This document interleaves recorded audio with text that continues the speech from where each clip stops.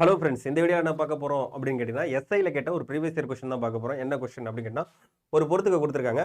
காற்றழுத்தமானி அப்படின்றத சொல்லியிருப்பாங்க. ஸோ காற்றழுத்தமானினா வளிமண்டல அழுத்தத்தை அளவிடக்கூடியதா காற்றழுத்தமானி. அட்மாஸ்பிரிக் பிரஷரை மெஷர் பண்ணக்கூடியதா பேரோமீட்டர்னு சொல்லுவாங்க. இந்த பேரோமீட்டரை கண்டுபிடிச்சவங்கன்னா டாரிசெல்லி. அப்ப காற்றழுத்தமானின்றது வளிமண்டல அழுத்தத்தை அளக்கக்கூடியது.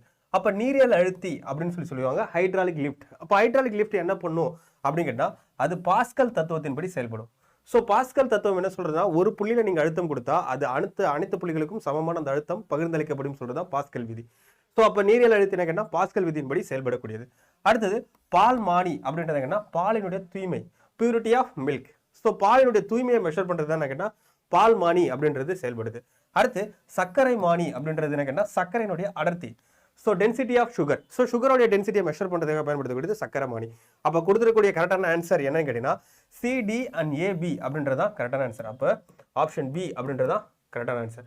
ஸோ இதே வீடியோ பார்த்துட்டு இருக்க உங்களுக்கான ஒரு கொஸ்டின் என்னன்னு கேட்டீங்கன்னா, ஆர்கிமிடிஸ் தத்துவம் என்ன அப்படின்றத மறக்காம கமெண்ட் பாக்ஸில் சொல்லிட்டு மறக்காம நம்ம சேனலை சப்ஸ்கிரைப் பண்ணி வச்சுக்கோங்க.